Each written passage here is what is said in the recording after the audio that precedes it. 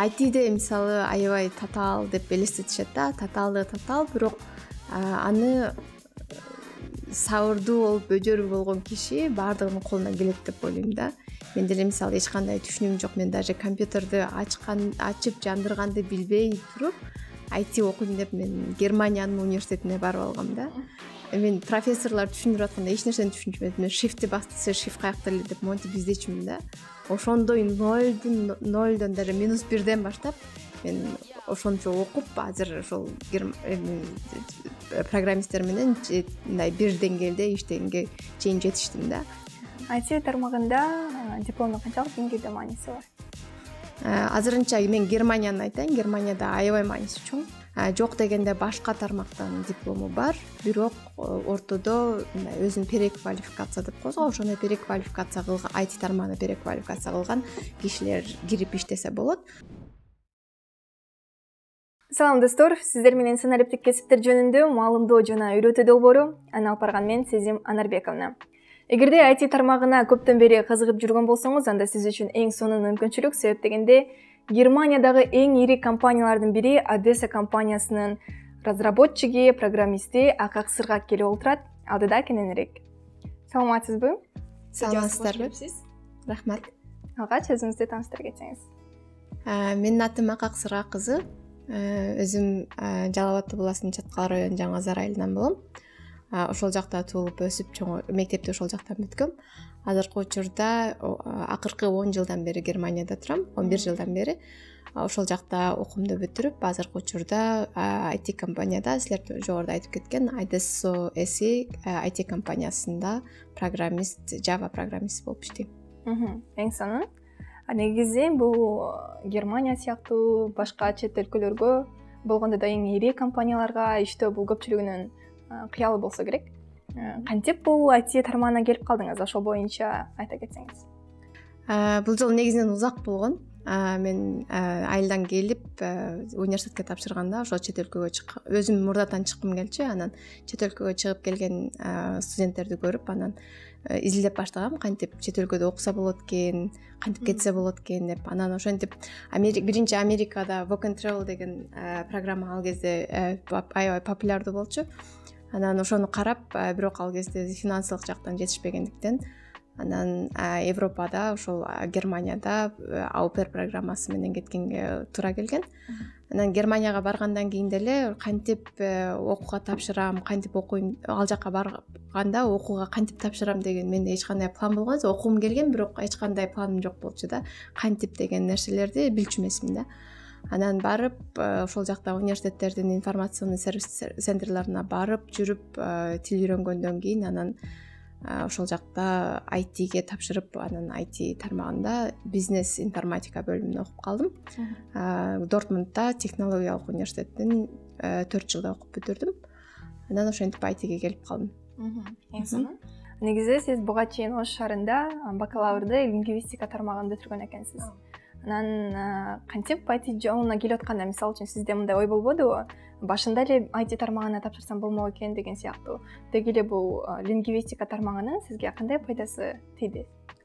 Мурда эле тапшырсам болмок деген азырга чейин деле бар. Ошол мен биздин проблема, бизде Кыргызстанда көпчүлүк айылдарда, региондорго информациянын жетпегендиги да. Анан айылдан шаарга келгенде эле кайсыл жака тапшырам деп ошентип көп убакытты коротуп, биз туш келгенге тапшырып эле бюджетибизге карап эле тапшырып кирип кетебиз да. Негизинен мен мектепте окуп жүргөндө математикадан аябай жакшы болчу. Гуманитардык жакты өзүм деле жакшы көрчү эмесмин да.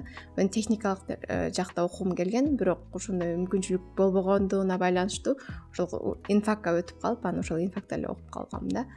Анан ошол техникалык же бир нерсени окуйм, инженерия окуймбу же башка нерсе окуймбу деген дайыма эле оюмда болгон негизинде.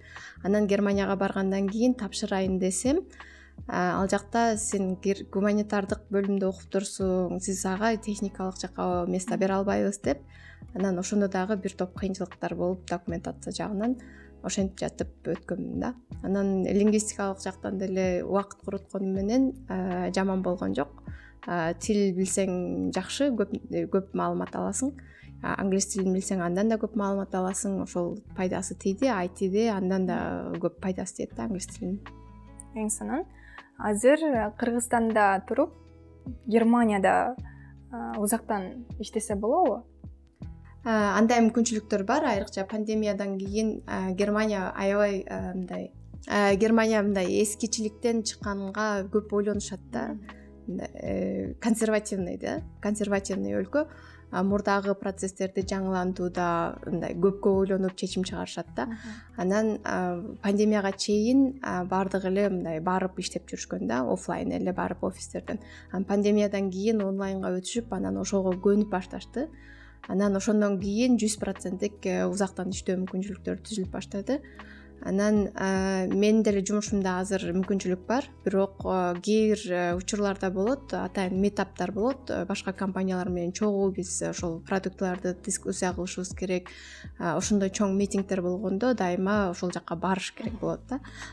Болбосо мындай онлайн иштегенге деле мүмкүнчүлүктөр бар. Бирок контракт кандай алат башында жумуштан ошого жараша болот да. Германияга иштөө үчүн кандай этаптардан өтүүсү керек? Эмнелерге даяр болуу керек? Биринчи программист болгон IT тармакка кирген адамдын бардыгы биринчиден сабырдуу болуш керек, анан өжөр болуш керек да. Анан биринчи этаптары бул ошол билимиң болуш керек. Билимиң жок болсо IT тармакка кирүү мүмкүн эмес да. Анан мисалы башка жактарда эптеп киргенден кийин үйрөнүп кетем деген мүмкүнчүлүктөр болушу мүмкүн да.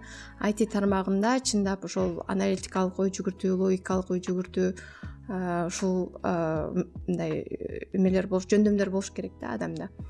Анан бара турган болсо, мисалы жумушка кирем десе, көбүнчө билимиңден да тышкары өзүңдүн жекелик мындай сапаттарыңа көп карашат да.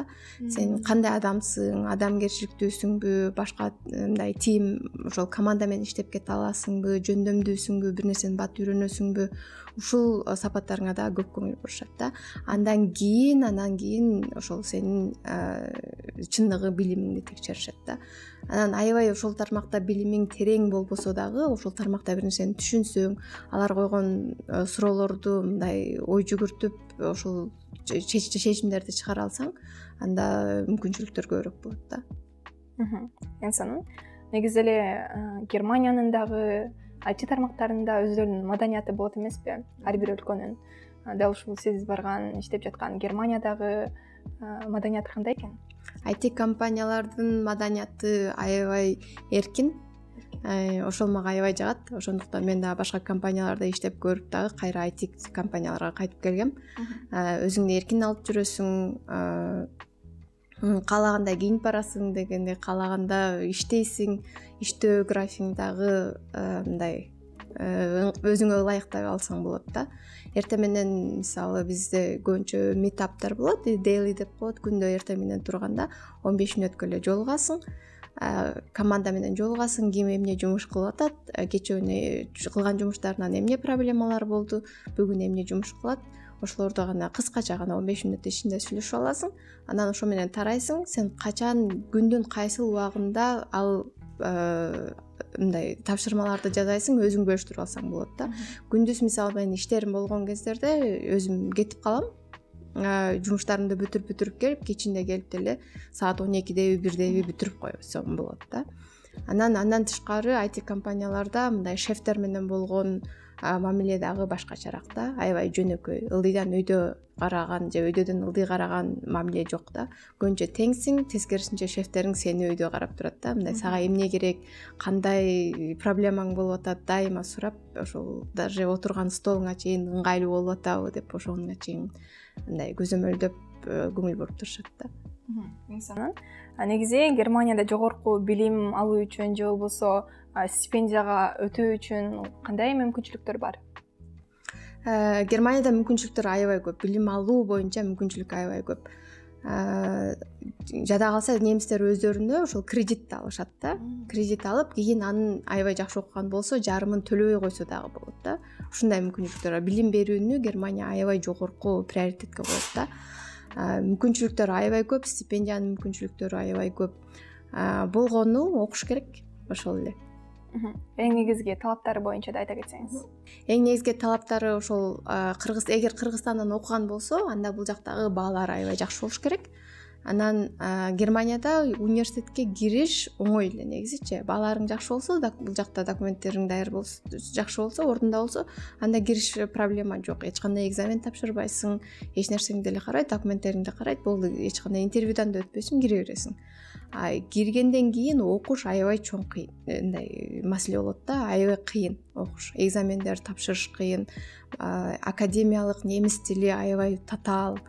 Анан алардын окутуу стили дагы башкача. Көбүнчө студенттер өз алдынча окуп көнүшкөн, биздикиндей болуп аркасынан эч ким чуркап тапшырмаңды аткардыңбы деген нерселер жок да. Анан өз алдынча дисциплина коюп, өзүнө дисциплина коюп окуй ала турган адам ошол негизги талап да. IT тармагында дипломдун канчалык деңгээлде мааниси бар? Азырынча мен Германияны айтайын. Германияда аябай мааниси чоң. Азыр мен ушуга чейин көрө элекмин, эч кандай диплому жок. IT тармагына кирип иштеп кеттир деген. Немисти да көрө элекмин, кыргызды да көрө элекмин, башканы да көрө элекмин да. Жок дегенде башка тармактан диплому бар, бирок ортодо мындай өзүн переквалификация деп коебуз. Ошондой переквалификация кылган, IT тармагына переквалификация кылган кишилер кирип иштесе болот, бирок сөзсүз түрдө дипломду карашат. Азыр мен айтпадымбы, жогоруда аябай консервативный болушат, дагы деле ошол билимди карашат Германияда. Эгерде мисалы үчүн Кыргызстандын IT тармагын окуп бүтүп, диплому бар, Кыргызстанда иштеген өзүнүн тажрыйбасы бар, анан Германияга өтсө, балким, мисалы үчүн Германиядан кайра IT тармагын окуу туура келеби же Кыргызстанда тажрыйбасы менен иштеп кетсе болобу? Кыргызстанда тажрыйбасы менен иштеп кетсе болот. Бул эң жакшы мүмкүнчүлүк кыргыздар үчүн. Биздин университеттер башка мамлекеттерине караганда Германияда кабыл алынат да. Ошонсо аябай чоң плюс. Кыргызстандан окуп, ошол эле диплому менен тил үйрөнүш керек да. Болгону тил үйрөнүш керек, анан опыт топтош керек. Анан ошол өзүнүн сферасында барып эле иштеп кетсе болот да. Мисалы ITде андан башка да мүмкүнчүлүк бар. Иностранецтерди, башка жактан келгендерди Германияда эң чоң проблема болуп атат. Азыр IT тармагында, медицина тармагында көп жетишпейт, кадрлар жетишпейт. Ошондуктан чет өлкөдөн алып келиш үчүн ушундай закон чыгарып коюшкан 2020-жылы, адашпасам 1-майдан баштап. Акыркы 7 жылдын ичинде акыркы 3 жылын тастыктай ала турган, ITде иштедим деген тастыктай ала турган программисттерди жумушка ала беришет. Диплому барбы жокпу, айырмасы жок. Диплому бар болсо андан жакшы да. Диплом бар болсо, дипломду признание деп коет. Ошол признание кыла турган атайын бир жер бар, ошол жактан жиберип признание кылдыртыш керек. Биздин билим берүү системасына бул билим берүү туура келет, ушул диплом туура келет деп ошондой признание жазып беришет. Анан ошону менен барып кадимкидей эле немистер сыяктуу эле жумушка кирип кетсе болот. Биздин билишибизче ADESA компаниясы дагы эң ири компаниялардын катарын толуктап келет. Сиз үчүн бул компанияга кирүү деле оңойго турбаса керек. Ошол тууралуу бир кызыктуу окуялардан айтып берсеңиз. ADESAга келгеним чын эле кызыктуу болгон. Башында 1-курста эле ошентип ADESAдан барышып бизге презентациялар жасап ушундай кылышчу да. ADESAда иштегендер. Анан бизге келип иштесеңер болот деп айтып калышкан да. Студенттер ал жакта part time иштесе болот негизиндечи. Германияда студенттер өзүн каржылаш үчүн жумасына максимум 20 саат иштегенге уруксат бар да. Анан ошол кезде кызыгып калып эле анан группалаштардын баардыгы тапшырганбыз. Анан тапшырып анын ичинен канчасы кулап калган, мындай такыр жооп деле алган эмес, кээ бирлери интервьюга барып кулап калышкандар болгон. Анан ошондо мен да чакырылгам. Анан барганда мени аябай сурашып, мен ыйлагандай болуп калганмын да. Андан кийин мен иштебейм бул жакта деп өзүм кетип калгам, бирок өтпөй деле калдым го деп кетип калгам да. Жоон айтпайт ал жактачы. Жоон айтпай сен бара бер, биз 1-2 күндө, бир жуманын ичинде жооп беребиз деп коюшат.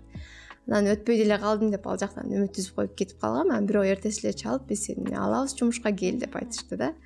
Анан мен өзүм да таң калып, анан бирок баргым келген жок да. Мен аябай татаал окшойт ал жакта, өзүмдү кыйнабай эле башка компаниядан да контракт алгам, ошол жака эле кетем деп чечим чыгарып койдум эле да. Анан жок, мен бара албайм деп койгом. Анан ошон менен кийин берки компанияда iTelligence деген компанияда иштеп жүрдүм. Ал жакта дагы ошол разработкада иштеп жүрдүм. Анан бир күнү анан кайра бир группалашым кызыктырып калды. Мен аябай сонун экен депчи, ушул биз жакка кайра келбейсиңби деп. Анан кайра кызыгып, анан башка тармагына тапшырып көрдүм да. Ошол эле компаниянын ичинде көптөгөн бөлүктөр бар да. Бирок башка бөлүмгө жөнөтүп көрдүм да. Анан барганымда жакшы кабыл алышып, анан эч кандай эч нерсе сурашкан жок. Сен мурда келип албай кеткен экенсиң деп айтышты. Бирок анан дароо эле ошол жерден эле айтышты да, сен алабыз биз даярдана бер депчи. Анан бир компаниядан чыгып келип, ошолорго келип калгам да. Анан дипломдук ишимди жазыш керек болуп калып, анан тема издеп жүргөм. Ал жакта компаниялардын ишине барып, анан ошол жакта темалар болсо, ошол изилдөөлөрдү жүргүзүп, анан дипломдук иш жазасың да. Анан Одессадо темалар мага көп жаккан жок. Анан PwC деп эме бар, Big Four'го кирген аудит компания бар. Ошол компаниядан дагы алып калдым. Мен аябай мурда эме бергем да, документтеримди бергем. Анан алар аябай кеч жооп берип калышып, мен Одессага киргенден кийин жооп берип калышты. Анан аларга жумушка барып калдым. Анан ал жактан дипломдук ишимди жаздым, SAP S/4HANA Cloud боюнча. Анан ал жакта иштеп жүргөндө мага мындай культурасы жаккан жок. Анан кайра өзүм IT компанияга келем деп ойлонуп жүргөн кезде стипендия алып калдым. Домо стипендиум деп коет. Ошол жергиликтүү IT компаниялар каржылаган стипендия. Анан ошол стипендияны утуп алып, ал кезде ошо кайра эле Одессага келип калдым да. Анан Одессага келгенде айтышты, бизге келип иштейсиңби деп. Анан мен деле өзүм айттым, мен IT компанияга иштейин деп жүрөм, азыр окуумду бүттүм дедим. Анан бизге кел анда дешип эле бир күндө эле ошол болуп кетти да, жумушка киргеним. Андан тышкары мага мүмкүнчүлүк түзүп беришти. Кайсыл позицияга киресиң деп менден сурашты. Анан мен өзүм аябай башым катты, башында кайсыл жакка кирем деп. Анан айтышты, сен кел, бардык позицияларды карап көр, жанында отуруп иштеп көр бир күн. Кайсынысы жакса, сен ошол жакка алалы дешти да. Анан ошол software engineering бөлүмүнө бардым биринчи эле, башка жактарды карабай эле. Барып канда эле ошол жактагы менеджер мени коюп жибергиси келбей эле кечке үйрөнүп кетесиң деп ошентип эле ошол жакка алып калды, болбой элечи. Ошо менен ошол жакта иштеп калдым. Жакшы. Негизи бул Германиядагы дал ушул IT тармагында компанияларга киргенде кандайдыр бир башында контракт түзүлөбү? Мынча жылга чейин иштейсиң деген же каалашынча иштеп жүрсө болобу? Жок, студенттик мезгилде чеги болот, контракттын чеги болот. Мынчага чейин контракт деп. Анан ошол контракт бүтөргө жакын атайын шеф чакырып сүйлөшөт. Сен бизге каласыңбы, жагып атабы, жакпай атабы деп сүйлөшөт. Анан эгер сага жакпай атса, мен кетем деп кетип калсаң деле болот. Анан аларга жакпай атса, алар дагы эртерээк эле айтышат, биз сенин контрактыңды биз узартпайбыз депчи. Анан ошого жараша башка жумуш издешет да. Азыркы контракттарда мындай full time деп коет го, бардыгы мындай толук ставкада иштегенде, анда азыркы эмеси жок. Чеги жок контракт берет. Негизи бул IT тармагы жеке эле Кыргызстанда эмес, дүйнөдө эң актуалдуулук жаратып жаткан кесиптердин катарына толуктап келет. Анан негизи эле бул IT тармагынын келечеги кандай? Келечеги аябай чоң. Бардык IT менен байланышта болот келечекте. Өзүңөр көрүп атасыңар, азыр күнсүлүк интеллигенс немисчеси, англисчеси artificial intelligence, жасалма интеллект деп коет бизче кыргызча. Ошол жасалма интеллект аябай өнүгүп келатат. Азыр өнүккөн мамлекеттер бул боюнча адамдан да акылдуу болуп кетип, дүйнөнү башкарып калышы мүмкүн деп ошого байланыштуу закондорду да чыгарып башташты да. Мисалы Германияда эле ошол парламенттеринде дискуссия болуп баштады да. Себеби IT-нин келечеги аябай кенен да. IT-де көптөр айтып атышат, мисалы программисттердин ChatGPT чыкканда айтышты да. Программисттердин деген жумушу жок калат, дизайнерлердин жумушу жок калат. Бирок робот баары бир адамды мындай заменять эте албайт да, мындай ордун баса албайт да. Баары бир адам башкарат да. Ошон же болбосо кээ бир профессиялар жок болот, анан жаңы профессиялар пайда болот да. Андан коркпош керек да. Мисалы мурда ат арабаны айдаган кишинин профессиясы болгон болсо, азыр такси айдаган кишинин профессиясы бар да. Кийин такси айдаганыкы жок болсо, дагы бир башка профессия ачылат да. Андан коркпой эле, жаңы нерсени жакшы кабыл алып эле ошол IT тармагына фокусту кое бериш керек. Андан эң негизгиси коркпош керек, жаңы нерседен коркпош керек. Англис тилин бул жактан билип, анан IT адеси болууну кааласа, мисалы үчүн ушул англис тили менен Германияга барса, мисалы, немис тилин билүү керекпи же англис тили менен IT адеси болуп чыкса деле болобу? Англис тилинин негизги терминдердин баардыгы эле англисче. Анан Европада көпчүлүгү эле англисче билишет. Кээ бир нерселерди англисче гана жазышкан учурлар дагы бар. Интернациональный компаниялардын ичинде. Эгер англис тил менен гана иштейм дей турган болсо, Германиянын интернационалдуу компанияларына кире турган болсо, анда эч кандай маселеси жок эле иштегенге мүмкүнчүлүк бар. Анан болгону көчөдө басканда, продукты кылганда, эмне ичинде состав эмне экен дегендерди окугуң келсе, анда немисче үйрөнүп алсаң өзүңө жакшы. Бирок англис тили менен эле айтыде эч кандай маселеси иштеп кетсең болот Европада. IT программалоо тилдери негизи абдан көп сандары. Алардын ичинен Java тилин тандооңуздун сыры эмнеде? Анын кандай артыкчылыктары бар башка тилдерге салыштырмалуу? Java тилин тандаган себеби биз университетке киргенде эле Java тилинен баштап үйрөтүп баштаган. Java өзү C++, C#, анан Java тилдери булар өтө татаал тилдерге кирет да. Бул тилдерди билген программисттер башка тилдерди оңойлуу үйрөнүп кетишет да. Ошон үчүн университетте базаны дайыма Java бул современный дагы и ошол эле учурда мындай татаал тил дагы болуп эсептелинет да. Ошон үчүн университеттер Java тилин тандап, студенттерге ошону окутушат да. Мен деле университетте ошону окуп, анан кийин иштегенге келгенде деле ошол меңгерген компания деле Java тилинде. Себеби мен университеттен Javаны үйрөнгөн үчүн Javаны билем деп ошол Java тармагына баргам да. Анан ошентип эле анан опыткө тажрыйба алып ошол тармакта калып калган да. Андан башка деле мисалы фронтенд JavaScript'терди деле университетте өткөнбүз.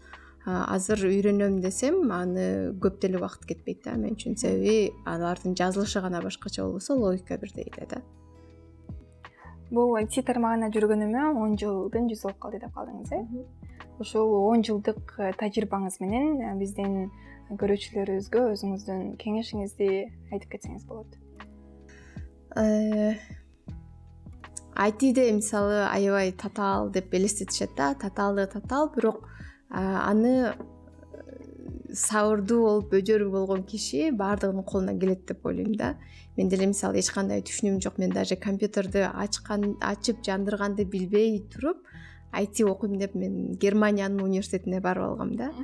Мен профессорлор түшүндүрүп атканда эч нерсени түшүнчүмөдүм. Shift'ти басты, shift каякта эле деп монтип издечүмүн да.